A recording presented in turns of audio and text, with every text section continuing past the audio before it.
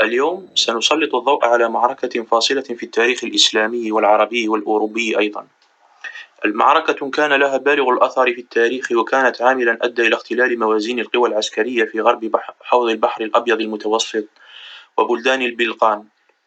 كما يربطها الكثير من الدارسين باحتلال الفرنسيين للجزائر، ومن ثم التوغل الاستعماري في شمال إفريقيا وإفريقيا السوداء.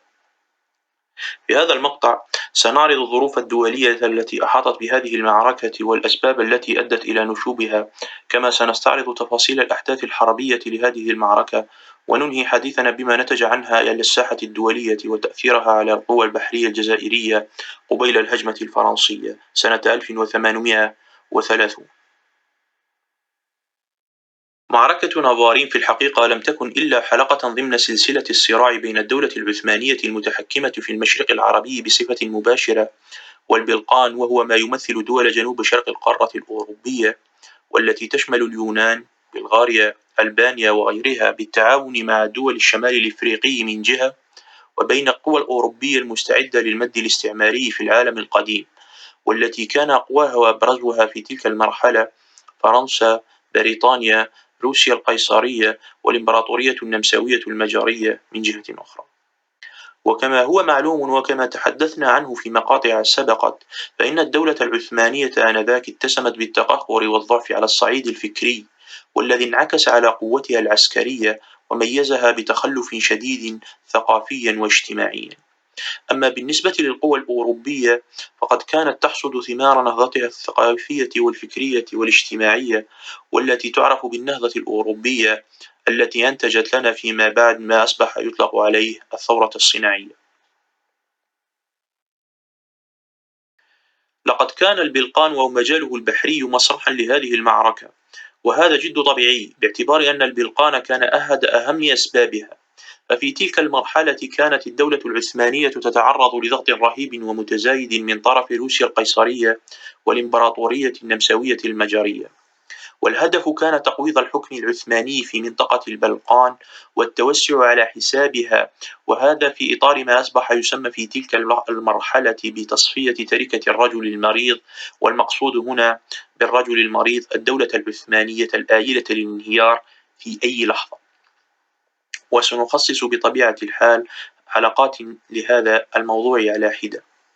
بالنسبة لروسيا القيصرية كان الهدف هو الوصول إلى السيطرة على المضائق التي كانت بحوزة الدولة العثمانية، أي مضيق البوسفور ومضيق الدردنيل، وبذلك تؤمن عبور سفنها العسكرية والتجارية من البحر الأسود إلى البحر المتوسط باعتبارها موانئ دافئة، أي أنها قابلة للاستخدام طوال العام عكس بقية الموانئ الروسية والتي تتعرض للتجمد خلال الشتاء عادة.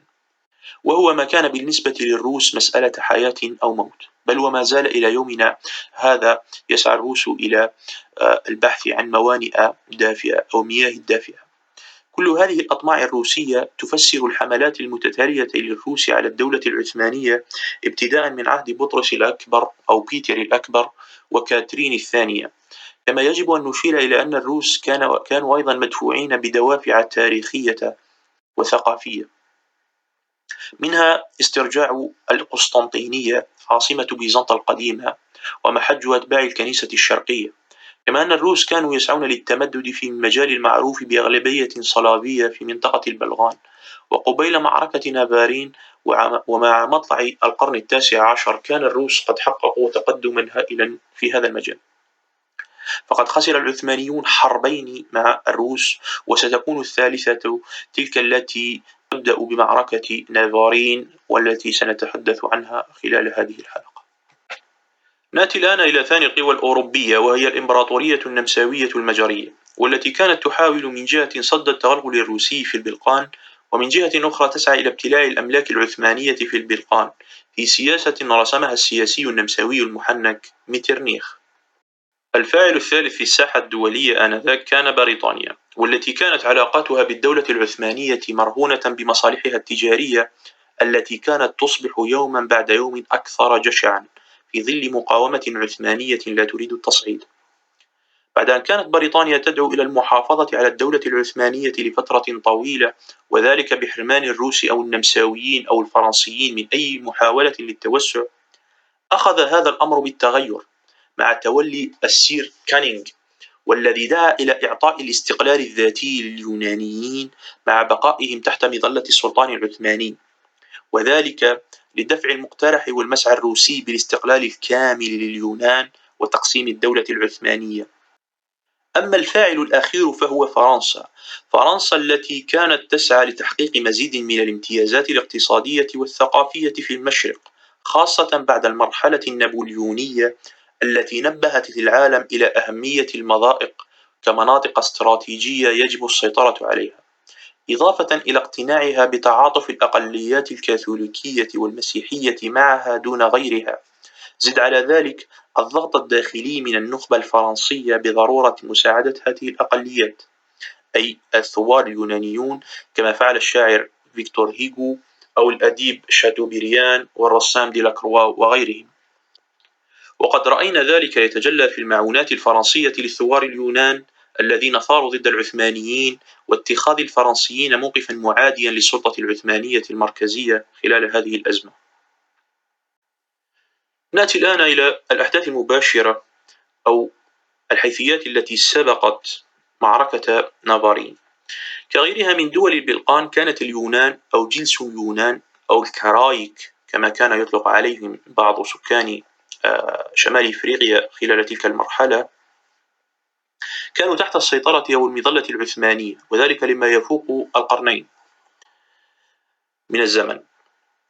فأما من أسلم منهم فقد ذاب في المجتمع العثماني واختلط مع غيره من شعوب البلقان، وأما من حافظ على تنصره أو غير ذلك فقد اعتبروا الوجود العثماني احتلالا وغزوا، وما فتئوا يثورون على العثمانيين عدة مرات.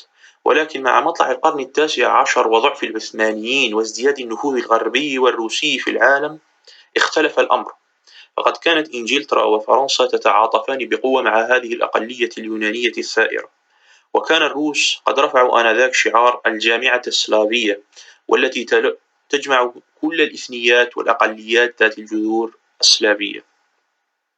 كل ذلك أدى إلى إنشاء تنظيمات سرية تعمل من أجل استقلال اليونان من الدولة العثمانية، كجمعية هيتيريا التي تأسست سنة 1812 بأثينا العثمانية، أو اتحاد أصدقاء اليونان الذي تأسس بأوديسا سنة 1814، وتزعمه أحد المقربين من القيصر الروسي الإسكندر الأول نفسه. هذا المقرب هو القائد ياسيلانتي الذي أعلن الثورة بالبلقان سنة 1820، وفشل في تحقيق أي مكسب لتخلي القيصر الروسي عنه في الأخير. كان فشل هذه المحاولة الرومانسية من طرف النخبة اليونانية سببا في تغيير الثوار اليونانيين وجهتهم، واعتمدوا هذه المرة على السكان المحليين، وخاصة بحارة جزر اليونان وبحر إيجا والفلاحين الجبليين الذين كانوا قوة يعتد بها فيما يسمى بحرب العصابات. أما على صعيد التجيش والحشد فقد كانت الكنيسة الأرثوذكسية رائدة في هذا المجال وتدعو إلى التمرد على العثمانيين. في سنة 1821 اغتنم هؤلاء تمرد أحد الحكام العثمانيين اسمه علي باشا، وأعلنوا الثورة بقيادة القديس باتراس. حققوا خلالها انتصارات معتبرة على الجيش الانكشاري، واستولوا خلالها على جزيرة المورا. الثورة بالتوسع والانتشار حتى تكبدت خلالها القوى العثمانية وخاصة البحرية منها خسائر فادحة. خلال 3 سنوات جعلت العثمانيين يبقون سفنهم في موانئها خوفا من القراصنة اليونان، وسارعوا إلى طلب النجدة من الأيالات العثمانية في شمال إفريقيا، مصر، طرابلس الغرب، والجزائر وتونس. كانت مصر أكبر من لبى هذه الدعوة من خلال واليها محمد علي، والذي كان يتحين الفرصة لإبراز قوته على الساحة الدولية ويبحث عن بسط نفوذه بالبلقان، فأنزل قواته جزيرة كريت أو إقريطش بقيادة إبراهيم باشا، ثم منها إلى المورا، حيث تمكنت قواته من إحكام السيطرة على المدن الثائرة، مدن كمدون، كورون، ونافارين. وبدأت قوات الثوار بالتراجع عند استرجاع إبراهيم باشا لمدينة تريبوليتزا في 23 من جويلية 1825. ومن ثم اتجهت القوات المصرية إلى داخل اليونان، وفرضت حصارا على المركز الرئيسي للثوار وهو حصر ميسولونغي، وتمكنت من فتحه بعد قرابة عام من الحصار بقوة بلغت 10,000 جندي. ولاح في الأفق خمود الثورة اليونانية، خاصة بعد استسلام قلعة أثينا في 5 من جويلية 1827 لولا تدخل القوى الأوروبية من خلال معركة نافارين. نأتي الآن إلى المساهمة الجزائرية في صد الثوار اليونان. لقد كانت المساهمة الجزائرية للحد من الخطر اليوناني سابقة وقديمة، فقد كان البحارة الجزائريون يوجهون الضربات الموجعة للقراصنة اليونانيين الذين أخذوا يتحرشون بالملاحة الإسلامية في شرق الحوض المتوسط، فساعدوا العثمانيين سنة 1814 بالحد من انتشار البحارة اليونانيين. وفي هذا الباب يذكر نقيب الأشراف شريف الزهار نقيب أشراف مدينة الجزائر هذا الأمر فيقول: ثم إن الكرايك يقصد الإغريق عمروا سفنا عديدة بآلة الحرب بحيث لا يقدر أحد من المسلمين أن يلقاهم، وصارت مراكب العدو هذه تقصد المراكب الجهادية ليلا في المراصي، فتلتصق بجانبها وتوقد فيها النار فتحترق مرة واحدة مثل البرق، وعندئذ تكون زوارقهم بإزاء مراكبهم فينزلون إليها ويهربون. وهو توصيف من رجل عايش الأحداث عن صورة من الأعمال التخريبية التي كان يقوم بها أثوار اليونان في شرق البحر الأبيض المتوسط. كان من بين من أرسلت آيالة الجزائر الرئيس حميدو البحار الفذ سنة 1813، حيث استولى على أكثر من 20 مركبا يونانيا محملا بالحبوب والمواد التموينية أرسلت إليهم من طرف القوى الغربية، فأخذت كلها إلى الجزائر المحروسة رغم محاولات العثمانيين استرضاء الجانب اليوناني وإعادتها إليه وإعادة الأسرى. وهنا يذكر الشريف زهار نقيب الأشراف هذا الأمر فيقول بأن الداية علي باشا أجابهم بقوله: إن بقيتم على هذه الحالة فإن الكرايك يقصد اليونان أو الإغريق سيأخذون نساءكم. وهو ما يبين لنا النظرة الجزائرية الصارمة لكل ما له علاقة بالحرب والعدو. وكما سيتبين للعثمانيين فشل وخطأ سياسة استرضاء اليونان التي سيدفع ثمنها الآلاف من المسلمين الذين قدروا ب12,000 أبيدوا في مدينة واحدة وهي مدينة تريبوليتزا سنة 1821 من طرف ثوار اليونانيين. إضافة إلى هذا قامت البحرية الجزائرية بقيادة كل من الرياس حميدو، علي طاطر، أحمد الحداد، وقرا إبراهيم سنة 1822 بالاستيلاء على شحنات ضخمة من المواد التموينية قدرت قيمتها ب700,000 فرنك، وتكون بذلك أهم عملية حربية قامت بها البحرية الجزائرية قبل معركة نافارين. هنا يجب أن نشير إلى أن المجهود الحربي الجزائري ضد الثوار اليونانيين عرف توقفا ابتداء من سنة 1814، حيث انشغلت البحرية الجزائرية بصد السفن الدنماركية والسويدية والاستعداد لملاقاة السفن الإسبانية والبرتغالية. كما دخلت الجزائر خلال هذه الفترة في صدام مع الأمريكيين ومملكة نابولي وتعرضها لحملة اللورد إكسموث سنة 1816 عقب مؤتمر فيينا الذي سبق الحملة بعام واحد. خسرت فيه الجزائر كثيرا من قوتها البحرية، وهو ما جعلها تتفرغ لبناء أسطولها خلال السنوات اللاحقة، حيث استطاعت سنة 1820 من تجهيز 14 سفينة مجهزة ب320 مدفعا، منها 3 فرقاطات وكرفاطتان و5 بريك وهو نوع من السفن وغليوطتان وشباك وبولاكر واحد. كل هذا هي أنواع من السفن خلال تلك المرحلة.